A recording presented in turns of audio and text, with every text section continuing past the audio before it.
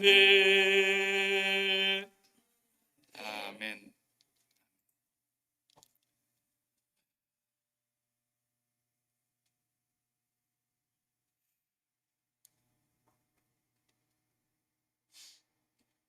세상의 모든 사람들은 사람이 죽으면 인생이 끝난다, 이렇게 생각을 하고 살고 있습니다. 그렇지만 그것은 엄청난 오해입니다. 계산착오죠. 우리 인생은 성경에서 뭐라고 말씀했습니까? 한 번 죽는 것은 히브리서 9장 27절에 사람에게 정한 것이요, 그 후에는 심판이 있으리니. 심판이 있으리니.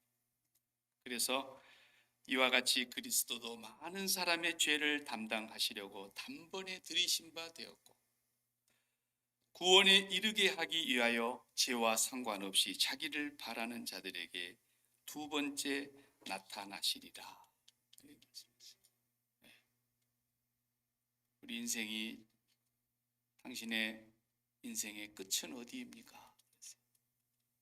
여러분, 인생의 끝이 죽음입니까?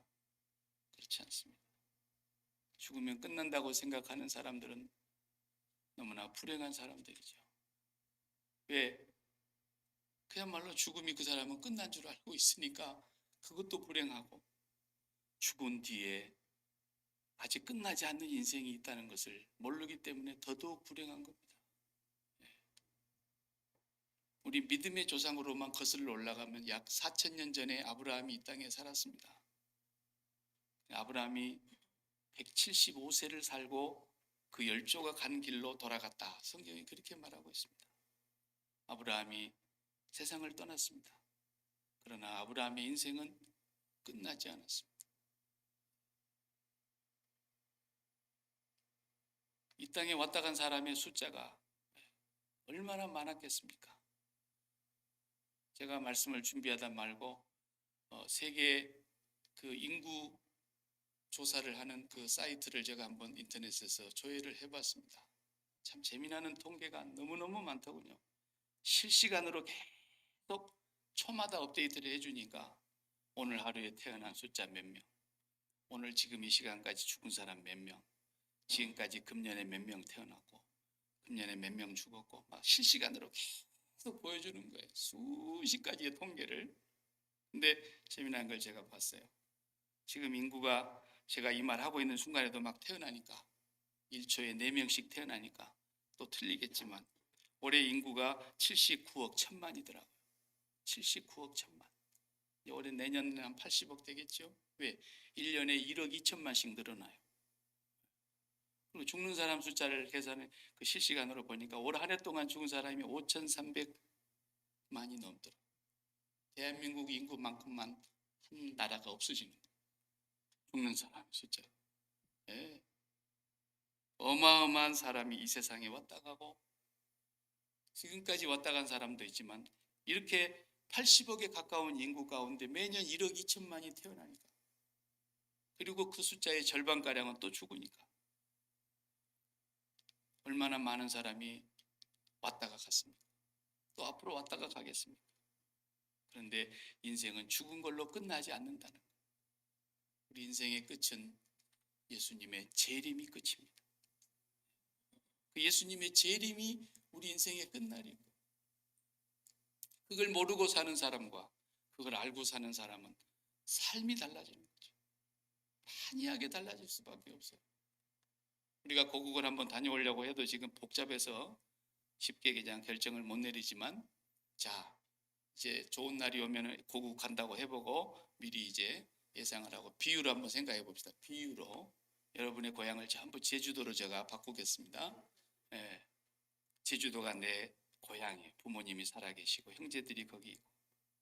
그러면 여러분들이 고국 갔다 온다 그러고 갔는데 여러분의 삶이 인천공항에다만 내리면 고국은 간 것은 맞는데, 여러분이 인천공항 갔다 왔다 그러놓고 고국 갔다 왔다 그러면 말할 수가 없습니다.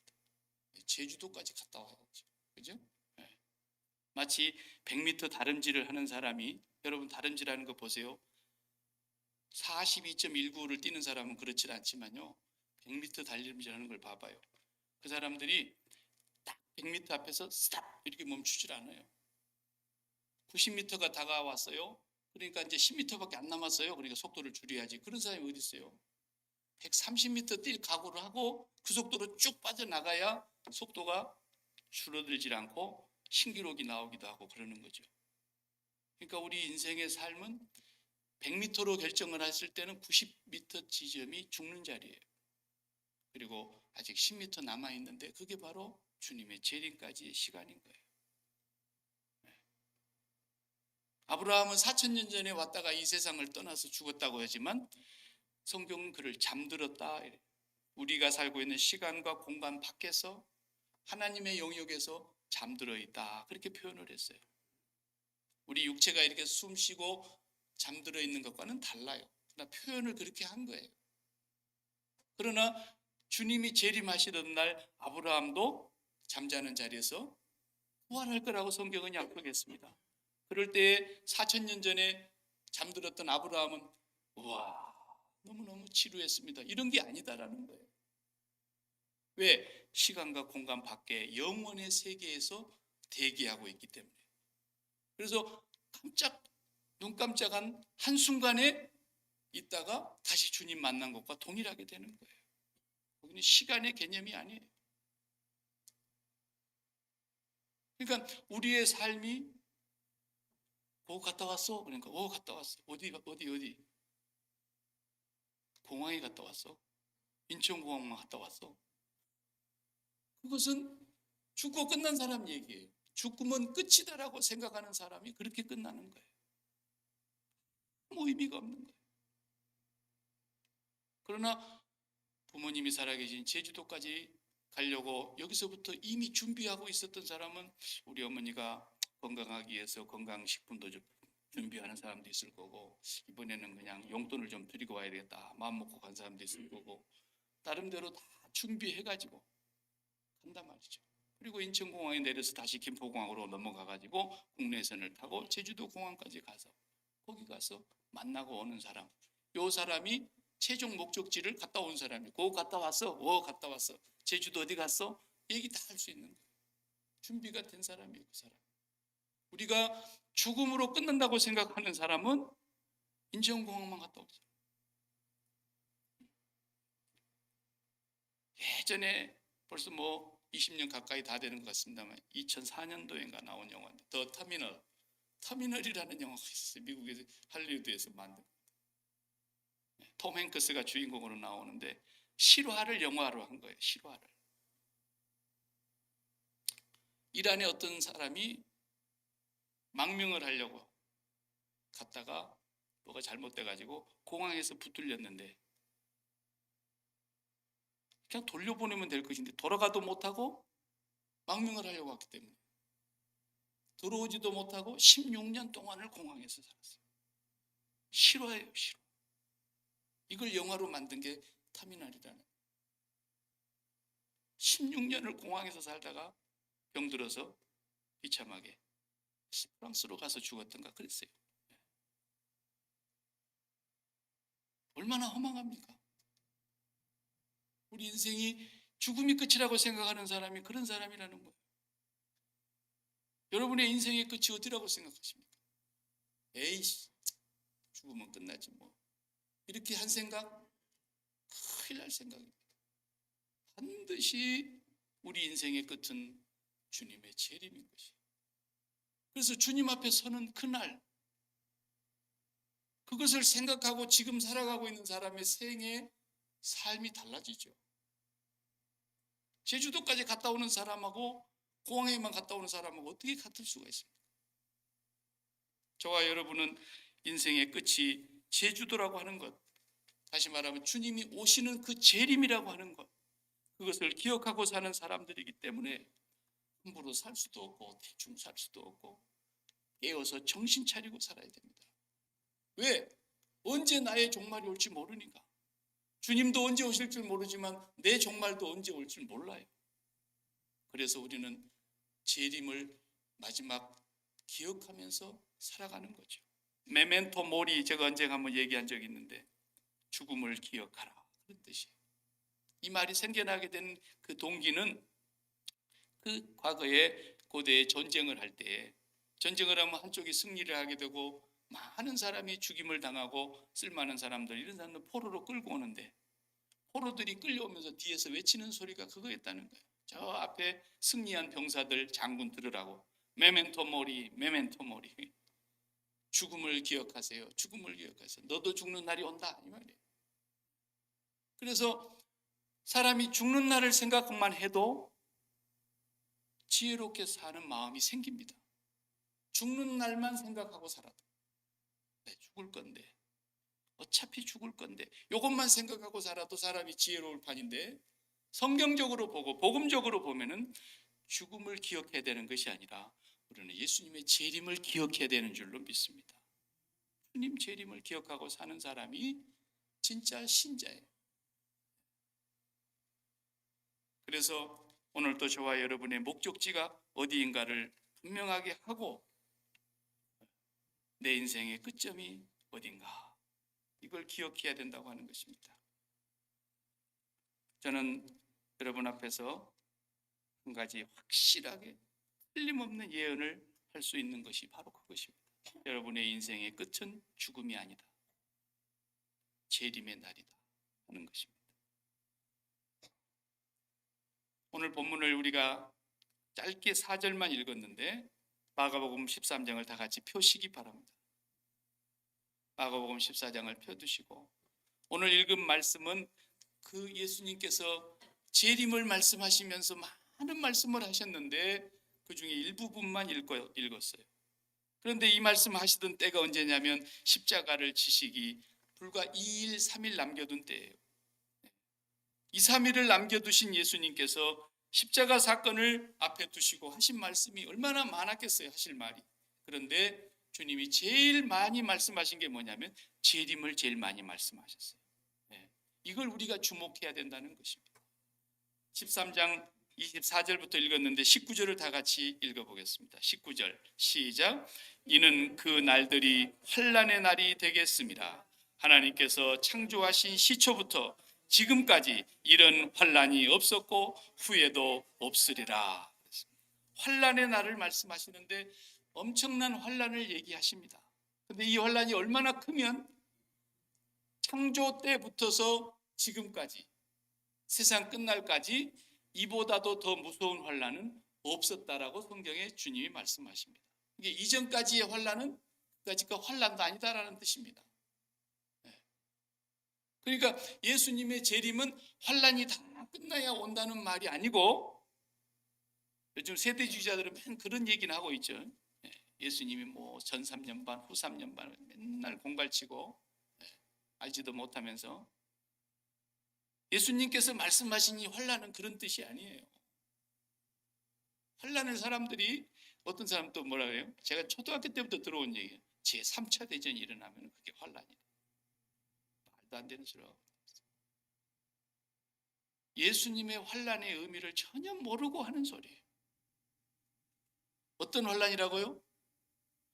창세 때부터 예수님 재림하시는 그 순간까지 이보다도 더 큰 환난이 없다 그러잖아요.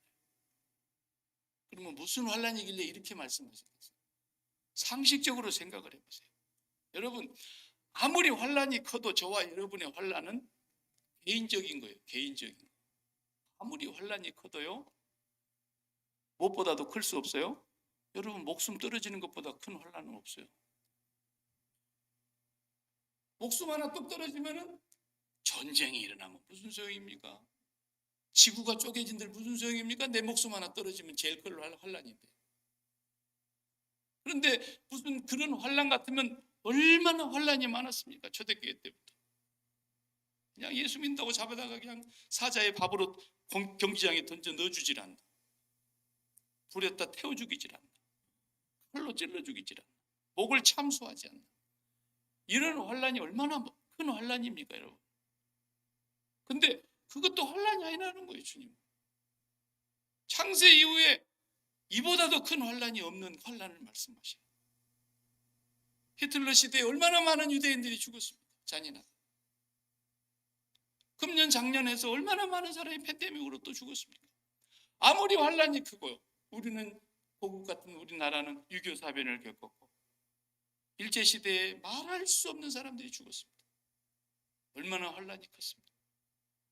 역사적으로 그런 환란을 말하는 것이라면 창세 이후에 그보다도 더 큰 환란이 온다. 주님이 그렇게 말씀하시는 것은 어폐가 있는 겁니다. 왜? 사람 목숨 하나 끊어지는 건 똑같은데 뭐. 어차피 그런 환란이 오나 저런 환란이 오나 모양만 다를 뿐이지 내 목숨 하나 끊어지면 환란 끝이잖아요. 그러면 뭐가 그게 환란이에요? 그런 환란을 얘기하는데 그런 정도의 환란이라고 하면 겁낼 것도 없어요. 겁낼 것. 진짜 무서운 환란이다. 그게 뭐냐? 그 다음 성경 읽어봐야 이제 나와요. 우리가 다 읽지 못해 14절을 13장 14절 앞으로 가서 읽어봐요. 14절 시작. 멸망에 가증한 것이 서지 못할 곳에 선 것을 보거든 읽는 자는 깨달을진저 그때 유대에 있는 자들은 산으로 도망할지어다. 요 중요한 이게 환란의 가장 큰 환란을 지금 얘기하시면서 멸망에 가증한 것이 서지 못할 곳에 선 것을 보거든. 요걸 읽는 자는 깨달으라 이렇게 그다가 이렇게 가로를 딱 쳐놨어요. 마가가 읽는 자는 요 반문이 무슨 말인지를 알아야 된다는 깨달아야 된다. 요 말은 어디서 끌고 온 거냐면 다니엘서에서 끌고 온 거예요. 구약의 성경에서 다니엘서의 말씀을 예수님이 그대로 사실은 인용한 것이죠. 다니엘서에서. 그래서 예수님이 인용한 이 다니엘서 말씀에 멸망에 가증한 것이 거룩한 곳에 선 것을 보거든 이게 무슨 말씀이냐라는 거예요. 이게 무슨 말씀? 다니엘이 이 예언을 하셨어요. 그리고 이 예언이 다니엘 때는 안 이루어졌어요. 예언이었기 때문에. 그런데 언제 이루어졌느냐? 다니엘이 죽고 난 이후에 400년이 지나서야 다니엘의 그 예언이 이루어졌어요. 멸망에 가증한 것. 이 가증하다는 단어의 뜻을 제가 보니까 토하고 싶다, 역겹다, 구토를 일으키다 그런 뜻이에요. 우리가 너무 역겨우면 막 토하잖아요. 그것을 멸망에 가증하다라는 말로 표현했어요. 가증하다. 가증스러워, 역겨워 그런 말이에요. 토하고 싶어. 구토가 일어나.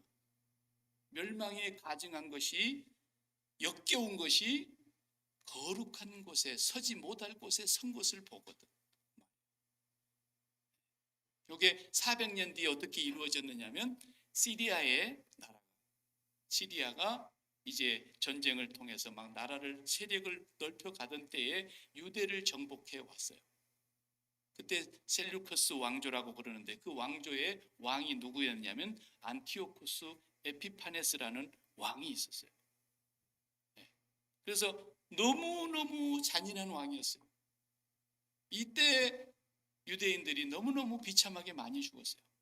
그래서 이 사람을 이름을 바꿔 불렀어요. 유대인들이 안티오커스 에피파네스인데 에피마네스 그랬어요. 마자로만 바꾸면 미치광이라는 뜻이에요. 그게 헬라말로. 저 인간은 미친 인간이다. 사람이 아니다라는 거예요. 왜냐하면 너무너무 잔인하니까.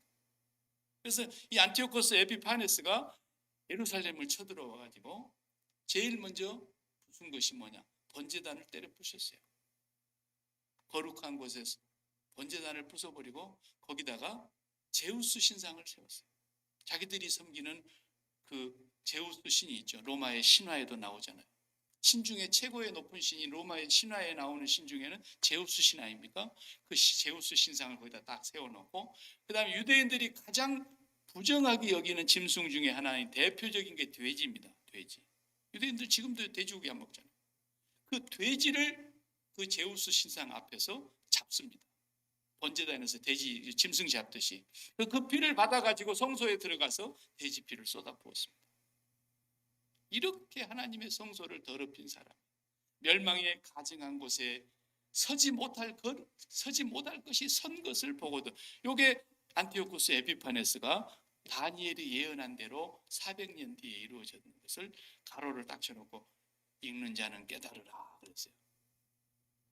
그 사건. 그러면서 이 사건이 예수님이 그대로 또 인용을 하시는 거예요. 이게 뭘 말하는 겁니까? 성전이 뭡니까? 복음 시대에는 성전이 우리가 성전이라 그러잖아요. 우리 마음이 거룩한 지성소예요. 그리고 우리 마음은 하나님만을 모시는 장소다. 옛날에는 형체로 건물을 지어놓고 그 지성소에 하나님이 계시겠다고 하고 이렇게 상징적으로 주셨지만, 오늘 우리 시대에는 마음이 성전 안에, 이 거룩한 성전 안에 담지 못할 것을 담는 것을 보거든. 그 말과 똑같은 말이에요. 우리의 마음에 하나님을 담지 아니하고 더러운 것을 담는 것이에요. 그게 죄의 근본이 되는 뜻이라 그랬잖아요. 그래서 생명의 주인이신 하나님을 모셔야 될 거룩한 성소에 가짜 생명, 죽은 생명, 더러운 피를 담는 거예요. 피가 생명이라 그랬는데 그 더러운 피를 담는 거예요. 그 생명이 뭐라고 늘 제가 얘기했죠. 살아라고 하는 명령, 나를 살게 해주는 힘, 오늘도 내가 살아야 할 이유, 오늘도 내가 몸은 천근만근 무너지는데도 나를 그래도 힘있게 살아나게 살아야 할 이유가 되게, 살아라고 나에게 명령을 주면서 그래도 나는 살아야 돼 라고 내 안에서 말하고 있는 그것이 뭐냐라는 거예요. 사람들은 그걸 돈이나 권력이나 명예나 건강이나 인기나 미모나 모든 세상의 정욕에 속한 것들이 자기 속에 생명처럼 여기는 거예요. 그게 더러운 피라 그랬죠. 수요일 밤에 더러운 피, 죽은 피. 피가 생명인데 더러운 피를 갖고 있고 이미 죽은 생명, 죽은 피를 안고 있는 거예요. 이것이 멸망에 가증한 것이 거룩한 곳에 서지 못할 곳에 서는 모습이에요. 이렇게 살아가는 사람들을 하나님이 보실 때에 너무 역겹고 더럽고 토하고 싶다 그랬어요. 계시록에 토하여 내치리라고 했어요. 이게 가장 하나님께서 최고로 더럽게 여기십니다. 이게 가장 큰 환난인 거예요. 이게 가장 큰 환난. 목숨 하나 떨어지면 환난이 끝나버리는데 그런 것을 말하는 환난이야. 하나님을 잃어버린 환난. 참 생명을 잃어버리고 참 생명을 빼내버리고 거기다가 죽은 생명, 죽은 피를 담는 거라. 이것이 얼마나 무서운 환난인지를 이 멸망받을 인생들이 모른다는 거예요. 그래서 멸망의 이 역겨운 것들을 우리의 마음속에 담고 살아가는, 주님이 오실 때에는 수많은 사람들이 믿음이 있는 자를 보겠느냐 그랬죠. 믿음이 뭔데? 심장을 주님 앞에 드리는 거 아닙니까? 그 심장, 주님의 심장하고 나하고 이식수술하는 거 아닙니까? 그런데 심장을 주님 앞에 드리는 사람이 없고 온통 이 세상의 구름 아래 속한 것에다가 이 거룩한 성전에 더럽고 역겨운 것을 담고 살아갈 거라는 거예요. 그게 첫째의 인류를 멸망시켰을 때에 노아의 시대에 똑같이 그랬답니다. 그래서 사람이 육체가 됨이라 그랬어요. 그냥 사람이 고깃덩어리가 됐다는 말이에요. 그 본문의 뜻은 고깃덩어리가 됐어. 그 속에 하나님이 없고 세상의 정욕으로 꽉 차 있는, 시집가고 장가갔다는 말이 그렇게 표현된 것이에요. 시집가고 장가간 것이 잘못됐다는 말이 아니라 그만큼 사람들이 이 세상에 취해 있었고 하나님이라는 존재 자체는 마음속에서 지워버린 거예요. 그들은 고깃덩어리가 됐기 때문에 하나님이 청소를 할 수밖에 없었던 거예요. 그런데 지금은 어떻게 하신다 그랬어요? 20절을 보시면 13장 20절을 보세요. 시작. 만일 주께서 그 날들을 감하지 아니하셨더라면 모든 육체가 구원을 얻지 못하였거늘 자기가 택하신 자들을 위하여 그 날을 감하셨느니라. 예. 하나님의 심판은 지금도 노아의 홍수 때와 같이 싸그리 다 없애버려야 돼요. 왜? 고깃덩어리니까. 하나님이 보실 때는 너무나 구토가 날 정도로 역겨운 자들이니까. 그만큼 더러운 만물보다도 더 심히 부패한 것이 인간의 마음이기 때문에 하나님은 그 심판을 지금도 내려야 되시는데, 예수 그리스도께서 십자가에서 받으신 그 환난과 그 심판과 그 저주 때문에 지금 유예하고 있는 거예요. 익스텐션 되고 있는 거예요. 그래서 그 날을 감해주고 계신다는 거예요.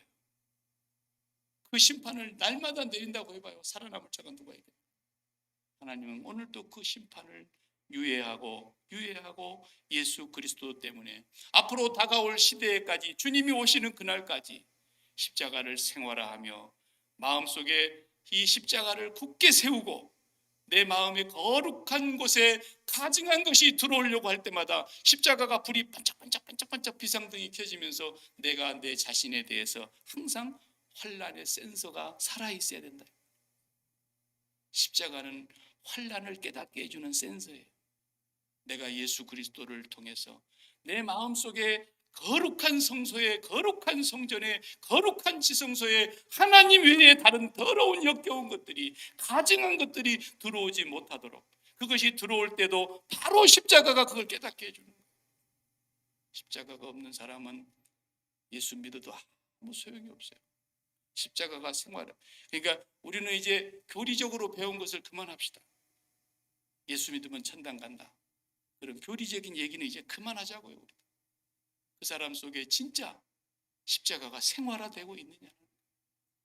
그래서 지금까지 참 생명인 줄 알고 있었던 돈, 참 생명인 줄 알고 있었던 건강, 참 생명인 줄 알고 있었던 자식, 참 생명처럼 목숨처럼 소중하게 했던 명예, 권력, 이런 것들이 다 더러운 피요 죽은 피이기 때문에 예수님이 십자가에 죽으시는 그 순간, 예수님의 죽음이 나의 죽음이라는 말의 뜻은 내가 안에 있었던 거짓된 생명의 피가 다 빠져나갔다, 그 뜻이에요.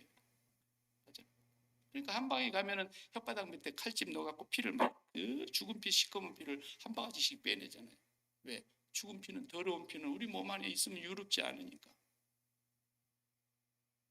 여러분이 정말 예수를 믿는다면, 예수 생명이 여러분 안에 들어와 있다면, 여러분이 십자가에서 죽으신 예수 그리스도의 죽음이 나의 죽음이라고 만날 고백하고 그의 살과 피를 먹고 마신다면, 여러분 속에 있는, 여러분과 저의 마음 속에 있는 죽은 피가 다 빠져나갔어야 돼요.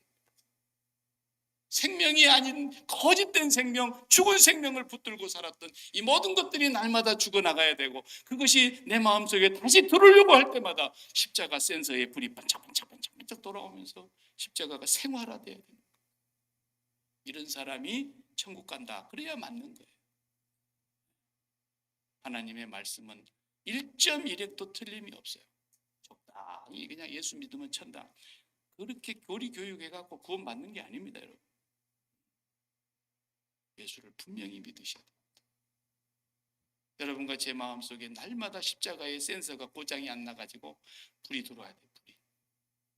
그래서 가스가 보이지 않는 가스가 노출되면 집에서도 뭐예요? 비상벨이 울리잖아요. 일산화가스가 팍 피어나면, 연기가 팍 피어나면 또 벨이 울리는 거예요. 그런 것처럼 우리 마음속에 세상에 죽은 피가 다시 생명처럼 들어오려고 할 때마다 내 자신을 부인하고 자기를 십자가에 못 박는 이 생활화가 환란 센서예요, 센서. 바로 깨달아야 되는 거예요, 예수 믿는 사람. 그걸 못 깨닫는 사람들은 예수 믿는 게 아니에요. 정확하게 합시다. 두리뭉실한 게 아니에요. 그래서 오늘 이 날을 감하지 아니하셨다고 해보세요. 마지막 때에 믿음 있는 자를 보겠느냐 그랬어요. 그리고 오늘 24절로 우리 본문으로 넘어가 보면은 이제 24절에 이렇게 말씀해요. 그때에 그 환란 후 그랬어요. 이 환란이라는 말이 그 말인 거예요. 무슨 3차 대전이 일어나고 예수 믿는 사람들 막 목으로 잘려 죽이고 이런 얘기가 아니에요. 그런 거짓말 공갈 듣지들 마세요. 그런 거 아니에요. 진짜 환란, 어마어마무시한 환란.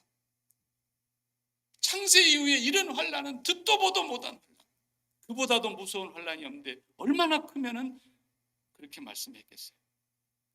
우리 인간이 영원한 우리의 마음, 없어지지 아니하는 우리 인간의 마음에 하나님을 잃어버린 환란, 이보다도 큰 환란은 없어요. 목숨 하나 뚝 떨어지는 게 환란이라고 생각하는 사람들은 몰라서는 소리예요. 그런 환란은 지난 2000년 역사 동안에 너무 많았어요. 너무 많았어요.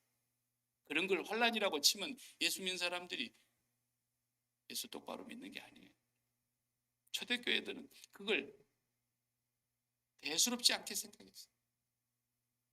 참 무서운 것이, 예수님도 그냥 두려워 떨고 이마에 핏방울이 모세혈관이 터져서 흐를 정도로 두려워했던 것은 하나님과 끊어지는 거였다. 예수님이 두려워할 정도. 받아, 가만히 있어. 이러면 그냥 개보다도 말을 더 잘 들어 바다가. 그러던 분이 벌벌 떨 정도로 무서운 게 뭐냐? 하나님과 끊어지는 거예요. 하나님과 끊어지는 이 환난 후에, 그 말은, 이 말이 무슨 말이냐면 예수님이 재림이 시작되면 환난이 끝이다 그 말이에요. 환난이 다 끝난 뒤 예수님 오신다는 얘기가 아니에요. 세대주의자를 말 듣지 마요. 예수님이 동에서 서에서 번개가 번쩍하는 것처럼 온 지구상의 모든 사람들이, 그리고 이미 잠들어 있는 사람들까지 주님의 재림을 동시에 깨닫게 되는 그 순간이 되면 환난이 끝나는 거예요. 이제 하나님을 잃어버린 사람들은 영원한 멸망, 날마다 십자가를 생활하면서 살아가는 사람은 영원한 아버지의 나라로 훌쩍이 나는 겁니다.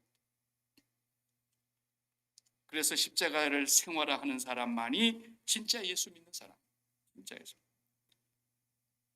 24절 읽어보겠어요. 그때의 그 환난 후에 해가 어두워지며 달이 빛을 내지 아니하며, 25절 다 같이요. 별들이 하늘에서 떨어지며 하늘에 있는 권능들이 흔들리리라.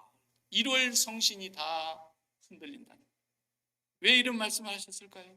우리 사람의 생각으로는 하늘의 별, 하늘의 달, 하늘의 태양, 이게 영원한 것처럼 보이지 않습니까? 태양을 섬기는 사람도 있을 판에. 그런데 이 모든 것들이 다 종말이 온다는 겁니다. 이것의 끝날이 온다는 겁니다. 영원히 변치 않을 것 같은 하늘의 천체까지도 종말을 고하게 되는 날이 온다는 겁니다. 사도 베드로는 베드로후서 3장 12절에 이 말씀, 예수님 말씀을 이렇게 표현했습니다. 하나님의 날이 임하기를 바라보고 간절히 사모하라. 그 날에 하늘이 불에 타서 풀어지고 물질이 뜨거운 불에 녹아지려니와. 사도 요한은 계시록에서 6장 14절 하늘은 두루마리가 말리는 것처럼 떠나가고 각 산과 섬이 제자리에서 없어져 버립니다. 마치 우리가 불 피우다 보면 요즘 막 물건들 이렇게 보호하기 위해서 요즘은 공기 비닐방울을 이렇게 해가지고 쌉디다만 옛날에는 큰 물건들 다 스티로폼 기퉁이 딱 싸가지고 아무리 충격을 받아도 좀 충격을 완화시킨 스티로폼 있잖아요. 하얀 스티로폼. 석유 찌꺼기로 만드는 거. 그 여러분 불에 넣어보셨죠? 불에 탁 던져봐요. 순식간에 형체가 없어지면서 살아 녹아버리죠. 그렇게 돼버려요. 하늘의 태양도 그렇게 된다는 겁니다. 제가 한 얘기가 아니라 주님이 그렇게 말씀하셨고 늦게서야 과학자들이 그걸 안 겁니다. 태양이 지금 심지가 점점 줄어들고 있구나. 여러분 태양에 심지가 있는 거 아십니까? 과학 시간에 주무시지 않았으면 다 배웠을 거 아닙니까? 태양은 여러분 초에 심지가 없으면 초 아무리 불 붙여봐야 타는가? 심지가 있어야 타잖아요. 태양도 심지 역할을 하는 수소와 헬륨가스가 있는 거예요. 거기 산소가 없는데 왜 불이 붙어요? 핵반응을 일으켜서. 하나님 그렇게 다 만들어 놓으시고. 이 세상은 산소가 없으면 절대 불이 붙지 않지 않습니까? 그래서 그냥 소화기가 딱 확 쏴버리면 산소가 없어져 버리니까 불이 그냥 순식간에 꺼지는 거예요. 저 위에 태양이 있는 곳에도 산소가 없는데 어떻게 저게 불이 붙어요? 하나님이 다 붙여놓으셨어요. 점점 수소가스가 없어진다고 얘기하고 있지 않습니까? 그러니까 태양이 수명이 있구나라는 걸 과학자들이 안 거예요. 근데 이제 계산을 자기들 마음대로 해가지고 한 45억 년 정도 남았다 그러니까 웃기고 앉아 있어요. 주님이 한순간에 불 꺼지는 거예요.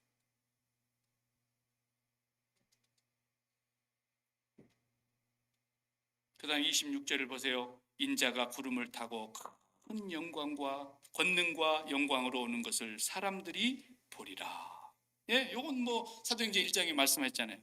갈릴리 사람들아 어찌하여 넋을 놓고 그렇게 하늘만 쳐다보고 있냐? 왜 멍 때리고 있냐? 구름 가운데로 올리우신 이 예수는 너희가 가심을 본 그대로 다시 오시리라. 주님은 앞서 말씀하신 거예요.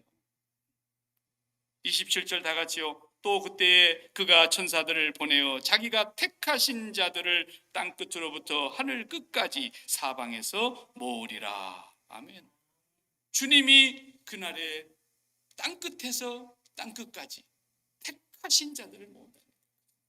이 택하신 자들이라는 것이 중요한 말이에요. 주님이 택하신 자들. 주님이 택하신 자들이라는 것은 우리가 알 수 없어요? 있어요? 알 수 있어요. 알 수 없다는 말 절대로 하지 마세요. 알 수 있어요. 주님이 택하신 자들은 증거가 있다니까요. 증거가 있어요. 다음 주에 우리가 성찬 예전할 텐데 주님의 찢기신 몸과 흘리신 그 피, 그게 주님에게서 일어난 일이지만 나한테서 일어나야 될 일이었잖아요. 그렇죠? 나한테서 일어나야 될 일이 주님한테서 일어난 것이고, 그래서 주님한테서 일어났던 그 일이 나에게 일어난 일이라고 우리는 동일시 여기면서 믿고 받아들이는 거 아닙니까? 주님이 왜 피를 흘릴게요? 주님이 왜 찢어지셨게요? 우리 속에 가짜 생명, 가짜 피를 담고 있기 때문에 그걸 다 쏟아내기 위해서 주님이 피 흘리신 거예요. 우리의 마음이 육체와 함께 붙어가지고 뗄래야 뗄 수 없이 너무 금실이 좋게 살아가지고 육체와 마음이 원하는 대로 하는 것을 하나님이 보실 수가 없어서 그걸 둘러 육체와 마음을 떼내야 되겠는데 주님이 찢어지신 거예요. 그래서 우리 마음에 살처럼 붙어버린 세상을 그토록 사랑하는 이 모든 것들을 다 찢어내기 위해서, 그러니까 주님을 믿는다 그러면 주님에게서 일어난 그 일이 나에게 일어났다고 믿는 사람들이기 때문에 여러분과 제 마음속에 가짜 생명, 거짓된 피, 죽은 피를 날마다 뽑아내는 사람들이라야 그 택한 사람이라는 거예요. 증거가. 그렇지 않는 사람은 절대로 거짓말입니다. 스스로 속이지 마세요. 절대로 구원받지 못한 사람인데 그냥 교리적으로 쇠뇌가 된 겁니다.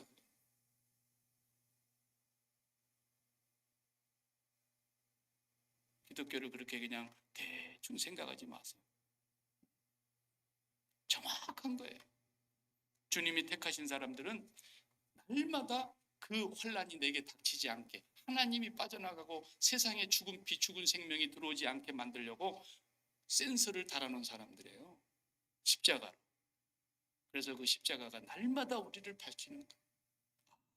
내가 오늘 또 마음에 세상이 들어오는구나. 뱅글뱅글 왱왱왱 십자가가 살아있어야 돼요. 갈릴리 사람, 갈라디아 사람들아, 너무너무 당신들은 어리석구나. 예수 그리스도께서 십자가에 못 박힌 것이 당신들의 눈에 밝히 보이거늘 누가 너희들을 꾀더냐 그랬잖아요. 그 양반들 예수님 십자가에 돌아가신 거 본 적이 없는 사람들이에요. 갈라디아 사람들이. 근데 왜 그렇게 말했겠어요? 예수를 믿는다는 것은 성령으로 말미암아 날마다 우리 속에 예수 그리스도의 십자가가 나의 십자가가 돼야 되기 때문에 이런 사람들이 하나님이 택한 사람들이에요. 택한 사람. 증거를 내놓으십시오. 그러면 증거를 내놔야 되지 않습니까? 네가 하나님의 선택했다는 것이 무엇로 증명할 수 있겠느냐? 예, 제 마음속에는 날마다 십자가가 살아있습니다. 그래서 죽은 생명은 뽑아내고 십자가에 못 박았습니다. 그리고 참 생명이신 예수 그리스도를 날마다 내가 마음의 지성소에 모시고 하나님만 부르고 살았습니다. 이게 증거입니다. 여러분. 매일매일 혈압약 먹듯이 주님의 살과 피를 양식으로 삼는 사람들이 예수 믿는 사람인 것입니다. 그렇지 않고 빌립보 교회에 그렇지 않고 예수를 믿는다는 사람들이 많았던 것입니다. 그래서 바울이 빌립보 편지를 쓸 때 화면을 보시고 같이 읽어볼까요? 빌립보서 3장 18절 시작. 내가 여러 번 너희에게 말하였거니와 이제도 눈물을 흘리며 말하노니 여러 사람들이 그리스도의 십자가의 원수로 행하느니라.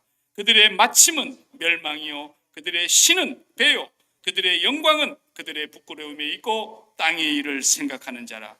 그러나 우리의 시민권은 하늘에 있는지라. 거기로부터 구원하는 자 곧 주 예수 그리스도를 기다리노니. 여기가 인생의 끝입니다. 주님을 기다리는 사람들의 자리, 거기가 내 인생의 끝자리. 땅의 일을 생각하고 배를 채우는 뱀이 마치 땅에 이렇게 배를 깔고 다니는, 그리고 흙을 양식으로 삼는다는 그 비유의 말씀처럼 오늘 또 이 세상으로 배를 채우고 이 세상에 배를 붙이고 이 세상의 땅의 일만 생각하는 사람들이 교회 안에 너무나 많다는 겁니다. 그래서 빌립보 교회 편지를 내가 여러 번 말하였거니와 이제 다시 또 눈물을 흘리며 말합니다. 여러분 가운데 그리스도의 십자가의 원수로 행하는 자들이 너무 많습니다. 이걸 기억하셔야 됩니다. 십자가에 센서가 없는 사람은 예수 믿는 사람 아닙니다. 또 읽어볼까요? 에베소서 2장 1절 2절 3절 읽어보겠습니다. 시작. 그는 허물과 죄로 죽었던 너희를 살리셨도다. 그때에 너희는 그 가운데서 행하여 이 세상 풍조를 따르고 공중의 권세 잡은 자를 따랐으니 곧 지금 불순종의 아들들 가운데 역사하는 영이라. 전에든 우리도 다 그 가운데서 우리의 욕심을 따라 지내며 육체와 마음에 원하는 것을 하여 다른 이들과 같이 본질상 진노의 자녀이었더니. 아멘. 육체와 마음이 달라붙어 가지고 내가 이 육체로 인하여 관계를 맺고 있는 모든 것들 중에 최고로 좋다는 것들을 내가 스스로 선악을 판단해서 육체와 마음이 붙어 있는 가운데서 그것을 생명으로 여기고 살았다는 것. 이게 허물과 죄라는 뜻입니다. 그래서 그 허물과 죄로 죽은 우리를 살리시려고 주님은 찢어졌고 육체와 마음을 떼냈고 피 흘리셨고 우리 마음의 거짓 생명을 다 뽑아내신 것입니다. 오늘 저와 여러분이 오늘 우리의 교회, 오늘 나를 보십시다. 그리고 오늘 돌아가는 현대 교회를 보십시다. 정말 그들의 마음속에 이 죽은 피를 빼내는 삶을 살기 위해서 십자가의 등불을 밝히고 있는 건지, 아니면 예수는 예수대로 따로 믿고 이 세상에 그대로 취해가지고 이 세상의 것이 자기의 죽은 생명의 피를 아직도 둘러 마시면서 그것이 자기의 생명인 거냐, 그것 없어지면 살아도 못 산다 그러고, 그것 아니면 그냥 온몸이 다 그냥 죽겠고 잠을 못 자겠고 밥맛이 입맛이 다 달아나겠고, 이런 거짓된 죽은 피를 둘러 마시면서 살아가고 있으면서 예수 믿는다는 새빨간 거짓말을 하는 그리스도의 십자가의 원수들이 많다는 것입니다. 우리 교회를 하나님이 살려주시기를 바랍니다. 다시 한번 또 골로새서를 쓸 때는 이렇게 썼습니다. 골로새서 1장 3장 1절에서 6절까지. 그러므로 너희가 그리스도와 함께 다시 살리심을 받았으면 위의 것을 찾으라. 거기는 그리스도께서 하나님 우편에 앉아 계시느니라. 위의 것을 생각하고 땅의 것을 생각하지 말라. 이는 너희가 죽었고 너희 생명이 그리스도와 함께 하나님 안에 감추어졌음이니라. 우리 생명이신 그리스도께서 나타나실 그때에 너희도 그와 함께 영광 중에 나타나리라. 그러므로 땅에 있는 지체를 죽이라. 곧 음란과 부정과 사욕과 악한 정욕과 탐심이니 탐심은 우상 숭배니라. 이것들로 말미암아 하나님의 진노가 임하느니라. 너무나 확실하지 않습니까? 이걸 우리에게 분명히 알려주는 것은 환난인 것입니다. 하나님을 잃어버리고 이렇게 살아가는 삶은 이 지구가, 이 우주가 태초부터 주님 오시는 날까지 이보다 더 큰 환난이 없다는 것입니다. 근데 사람들은 목숨 하나 죽는 게 환난인 줄 알고 있어요. 병 하나 들어갖고 고통당하는 게 환난인 줄 알고 있어요. 예수 믿는다고 좀 핍박받는 게 환난인 줄 알고 있어요. 그래가지고 뭐 전 3년 반, 후 3년 반 그래가지고 뭐 예수 안 믿는 사람들은 막 드글드글 고난을 당할 거고, 예수 믿는 사람들은 뭐 쑥 올라간다는 하잖아요. 맨날 그딴 소리만 해요. 여러분, 속지 마십시오.